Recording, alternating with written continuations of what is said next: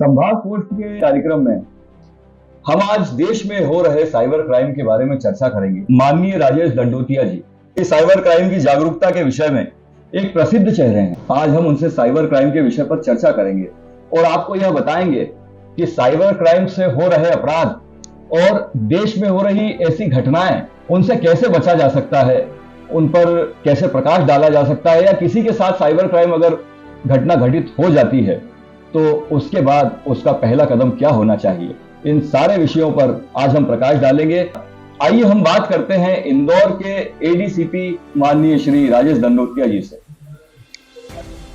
Sir नमस्कार। नमस्कार sir, cyber crime क्या है और ये अपराध किस हद तक बढ़ गया?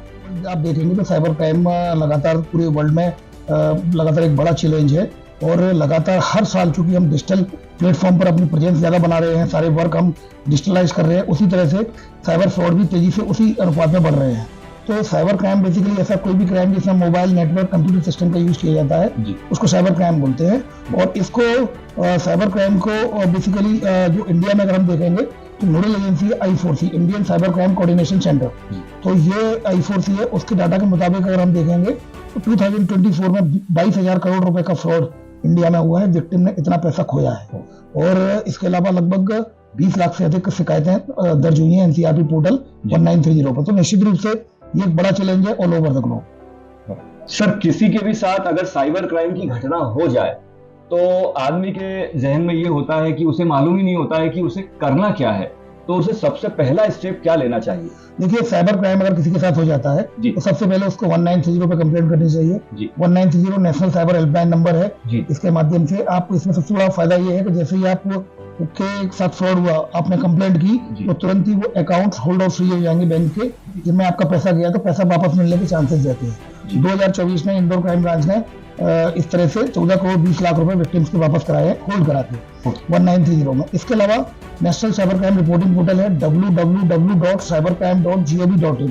ये रिपोर्टिंग पोर्टल है। इस रिपोर्टिंग पोर्टल पर भी आप कंप्लेंट करके रजिस्टर्ड करा सकते हैं अगर आपके साथ सोशल मीडिया फ्रॉड होता है। इसके अलावा अगर आप इंदौर के विक्टिम हैं तो इंदौर की क्राइम ब्रांच ने साइबर हेल्पलाइन नंबर जारी किया है 7049124445। इस पर भी कंप्लेंट रजिस्टर करा सकते हैं। इसके अलावा सोशल मीडिया प्लेटफॉर्म पर साइबर बुलिंग की घटनाएं होती हैं महिलाओं के साथ, तो वो भी इस पर कंप्लेंट करा सकती हैं। इंदौर क्राइम ब्रांच में वी केयर फॉर यू है रीगल चौराहे पर, जहां आप अपनी कंप्लेंट रजिस्टर करा सकते हैं और आपकी जो पहचान को गोपनीय रखा जाएगा और आपकी प्रॉब्लम को सॉल्व किया जाएगा। वी केयर फॉर यू का नंबर है 7049124444। ये कुछ ऐसे प्लेटफॉर्म है जिसमें अगर आप करेंगे तो निश्चित रूप से आपको कंप्लेंट करेंगे तो इसमें रिड्रेस किया जाएगा आपकी ग्रीवेंस को। इसके अलावा एक चक्षु पोर्टल है, जिस पोर्टल में अगर आपको कोई फ्रॉड करने की कोशिश करता है लेकिन फ्रॉड नहीं कर पाया है, ऐसे नंबरों की, ऐसे फिशिंग लिंक्स की, ऐसी फिशिंग वेबसाइट की आप कंप्लेंट उस चक्षु पोर्टल में कर सकते हैं।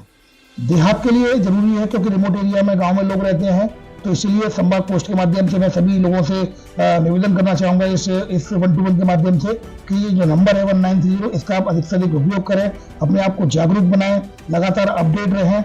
और आप जब अगर जिस तरह से अपडेशन से आपके साथ आपको पता चलता रहे किस तरह के फ्रॉड होते हैं। मैंने अभी आकाशवाणी के साथ भी एक अभियान चलाया था जिसमें 20 दिन का अभियान चलाया था, जिसमें हम लाइव गए थे और रिमोट एरिया में, जो गांव के एरिया में जो लोग रहते हैं उनसे लगातार लाइव में उनके प्रश्न की उत्तर दिए गए थे और उनकी प्रॉब्लम्स को सॉल्व किया गया था।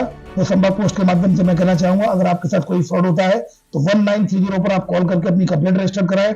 किसी भी अज्ञात नंबर, अनजान लिंक, अनजान APK फाइल, अनजान वेबसाइट पर आप किसी भी तरीके से रिएक्ट न करें, क्योंकि ये लोग फ्रॉडस्टर्स हो सकते हैं। आपको कॉल करके अगर लॉ एनफोर्समेंट एजेंसी बनकर, CBI, ED, क्राइम ब्रांच बनकर अगर आपसे पैसा मांगती है तो ये मान के चलिए फ्रॉडस्टर है, क्योंकि लॉ एनफोर्समेंट एजेंसी कभी भी ऐसा नहीं करती है।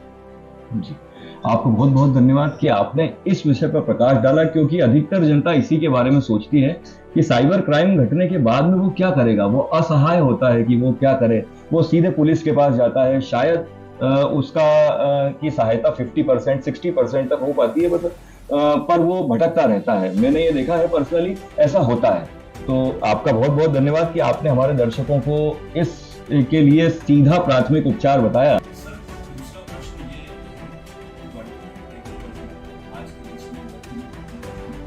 साइबर क्राइम भी उसी रेट से बढ़ रहा है जिस रेट से टेक्नोलॉजी देखिए टेक्नोलॉजी जितना अपडेट होगी, अब गैजेट्स एंड टूल्स इतनी तेजी से अपडेट हो रहे हैं कि कॉमन आदमी समझ नहीं पा रहा है, कॉमन यूजर समझ नहीं पा रहा है टेक्नोलॉजी के बारे में। जी और उसका फायदा ये साइबर फ्रॉडस्टर से वो साइबर उठाते हैं। ये मान के चलिए जैसे जैसे हम डिजिटलाइज होंगे, जैसे जैसे हम डिजिटल दुनिया में और आगे बढ़ते जाएंगे, साइबर क्राइम का थ्रेट भी हमें लगातार रहेगा। तो हमें इसमें सामंजस्य बिठाना होगा, हमें जागरूकता रखनी होगी। जी, मतलब आपका कहना है कि जागरूकता रखने से हम इन दोनों चीज के साथ में पैरेलल बढ़ते डिफरेंस को कम कर सकते हैं। बिल्कुल, डेफिनेटली। सर साइबर क्राइम के कई प्रकार होते हैं, कई प्रकारों के साइबर क्राइम होते हैं, तो कृपया साइबर क्राइम के प्रकारों पर प्रकाश डालें। देखिए क्या होता है साइबर क्राइम की, अगर अपन कैटेगरी की बात करें तो दो तरह के साइबर क्राइम होते हैं। वन इज फाइनेंशियल फ्रॉड, जिसमें कि फाइनेंशियल लॉस होता है, वित्तीय हानि होती है। सेकंड सोशल मीडिया फ्रॉड होता है। फाइनेंशियल साइबर फ्रॉड जो होता है जिसमें कि डिजिटल अरेस्ट है, सेक्सटॉर्शन है, इन्वेस्टमेंट फ्रॉड है, केवाईसी अपडेट फ्रॉड है, यूपीआई पिन फ्रॉड है, ओएलएक्स फ्रॉड है, कस्टमर केयर फ्रॉड है, जिसमें कि पैसा जाए। लगभग 75% के करीब इंडिया में इस तरह का फ्रॉड होता है। और दूसरा सोशल मीडिया फ्रॉड होता है जिसमें व्यक्ति का डिफेमेशन इन्वॉल्व होता है, ह्यूमिलिएशन होता है। सब पैसा तो नहीं जाता लेकिन उसको डिफेम किया जाता है, फेक प्रोफाइल बना ली और उसको ब्लैकमेल करने लगे या डिफेम करने लगे, अब्यूज करने लगे, तो उस तरह सोशल मीडिया फ्रॉड होता है। सर साइबर क्राइम का कोई एक रिसेंटली केस जो अभी आप हैंडल कर रहे हैं? एक डिजिटल अरेस्ट का केस है जिसमें कि 1 करोड़ 60 लाख का डिजिटल अरेस्ट हुआ था, जिसमें एक लेडी को लगभग 3 से 4 दिन तक डिजिटल अरेस्ट किया गया था।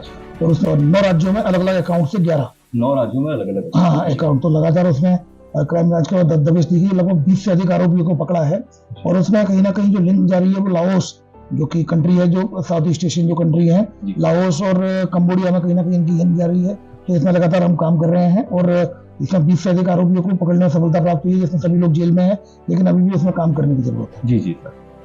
सर एक महत्वपूर्ण प्रश्न होता है कि साइबर क्राइम पूरे देश में बड़ी तेजी से आगे बढ़ रहा है, तो कोई एक प्रकार होगा, इसका एक ट्रेंडिंग होगा कि इस प्रकार का साइबर क्राइम ट्रेंड में चल रहा है या इस प्रकार का साइबर क्राइम ज्यादा किया जा रहा है, तो कृपया उस पर प्रकाश डालेंगे? देखिए एक इन्वेस्टमेंट फ्रॉड होता है, लोगों को शेयर मार्केट में इन्वेस्ट कराने के नाम पर, क्रिप्टो करेंसी में जो ट्रेडिंग कराने के नाम पर, इन्वेस्टमेंट के नाम पर, टास्क देने के नाम पर ये फ्रॉड होता है। ये नंबर 1 फ्रॉड है, इसमें बहुत पैसा खोता है। लगभग पिछले साल का 2024 में देखेंगे तो लगभग 10,000 करोड़ के करीब का लॉस विक्टिम ने किया है पूरे ऑल ओवर इंडिया में, जिसमें इन्वेस्टमेंट, ट्रेडिंग और क्रिप्टो करेंसी वाला फ्रॉड था। तो इसमें ऑनलाइन टास्क देते हैं और फिशिंग वेबसाइट्स होती है, लोगों को लगता है उनका पैसा बढ़ रहा है, लेकिन जैसे निकालने जाते हैं तो पैसा निकाल नहीं पाते और उनके साथ फ्रॉड हो जाता है। तो एक इन्वेस्टमेंट फ्रॉड है। दूसरा सेक्सटॉर्शन वाला फ्रॉड है, जिसमें कि न्यूड वीडियो कॉल करते हैं, वीडियो कॉल करने के बाद स्क्रीनशॉट या वीडियो बना लेते हैं, फिर उनको ब्लैकमेल करते हैं कि अगर आपने पैसे नहीं दिए तो हम आपकी जो स्क्रीनशॉट है वीडियो उसको सोशल मीडिया में वायरल कर देंगे। तो इस तरह से उनको ब्लैकमेल किया जाता है। तो फिलहाल इस तरह के फ्रॉड्स हैं जो कि लगातार तेजी से हो रहे हैं। सर दूसरा प्रश्न ये करना चाहूंगा आपसे कि आज देश में 99% लोग इंटरनेट चला रहे हैं, तो इंटरनेट यूजर जितने भी हैं वो ऐसी क्या सावधानी रखें जिससे वे साइबर क्राइम से बच पाए? देखिए टोटल अगर आप देखें तो लगभग जो सब्सक्राइबर है अगर तो लगभग 115 से 120 करोड़ सब्सक्राइबर है मोबाइल के, और लगभग 55 to 60 करोड़ लोग ऐसे हैं जो सोशल मीडिया प्लेटफॉर्म पर है। तो निश्चित रूप से वल्नरेबल है। ऐसी स्थिति में कुछ एक टिप्स बता देता हूँ। नंबर 1, अननोन फ्रेंड रिक्वेस्ट को एक्सेप्ट नहीं करना है। नंबर 2, अननोन वीडियो कॉल को रिसीव नहीं करना है। नंबर 3, अननोन लिंक को क्लिक नहीं करना है। नंबर 4, अननोन एपीके फाइल को डाउनलोड नहीं करना है। नंबर 5, गूगल से डायरेक्ट कस्टमर केयर का नंबर नहीं लेना है। नंबर 6, जो लालच देती है ऐसी वेबसाइट जो आपको 100% मुनाफे की गारंटी देती है, उनसे अपना बचाव करना है, क्योंकि सारे सब फ्रॉडस्टर्स होते हैं। नंबर 7, डिजिटल अरेस्ट जैसा कुछ भी नहीं होता। लॉ एनफोर्समेंट एजेंसी केवल फिजिकल अरेस्ट करती है। तो अगर कोई भी आपको डिजिटल अरेस्ट की बात करता है तो वो झूठ बोल रहा है, वो साइबर फ्रॉडस्टर है। नंबर 8, OLX में अगर आर्मी मैन बनकर आपके साथ कोई खरीदने बेचने की बात करता है तो आप उसको वेरीफाई कर लें, वो फ्रॉड हो सकता है। नंबर 9, अगर इसके साथ भी अगर आपके साथ अगर कोई इस तरह के फ्रॉड हो जाते हैं तो 1930 पे आप डायल करके कंप्लेंट रजिस्टर करा सकते हैं। जी सर। आपकी जागरूकता ही आपका बचाव है। संवाद पोस्ट के सभी दर्शकों से मैं अनुरोध करना चाहूंगा कि आप जागरूक रहें, जिससे अपना बचाव कर पाएं। आप स्वयं भी जागरूक रहें और अपने आसपास, अपने परिवार और अपने कॉलोनी, अपने गांव में सभी को जागरूक करें। जी सर, आपका बहुत बहुत धन्यवाद इस प्रश्न पर। सर एक और छोटा सा प्रश्न बनता है कि साइबर क्राइम जो जिस रेट से आज बढ़ रहा है, तो आने वाला इसका फ्यूचर आप क्या देखते हैं? देखिए AI जनरेटेड स्कैम होंगे जी, आगे चल के AI जनरेटेड स्कैम की काफी ज्यादा संख्या बढ़ेगी। लेकिन साथ ही साथ में टूल्स आते हैं, सॉफ्टवेयर होते हैं, और कहीं ना कहीं साइबर फोरेंसिक भी डेवलप हो रही है, कैपेसिटी बिल्डिंग भी हो रही है जी। और लोग भी जागरूक हो रहे हैं। तो मैं मान के चलता हूँ कि आगे चल के धीमे धीमे ये जागरूकता जैसे लोगों को पहुंचेगी तो निश्चित रूप से हम साइबर फ्रॉड की घटनाओं में काफी कमी कर पाएंगे। सर, एआई टूल्स और डीप फेक जैसी चीजों का इस्तेमाल क्या साइबर क्राइम में हो रहा है? अभी फिलहाल बहुत रेयर केसेज आ रहे हैं डीप फेक के या फिर डीप म्यूट के या फिर वॉइस मॉड्यूलेशन के, बहुत रेयर केस आ रहे हैं, लेकिन हो सकता है आगे केसेज बढ़े भी, लेकिन जागरूकता भी निश्चित रूप से बढ़ रही है।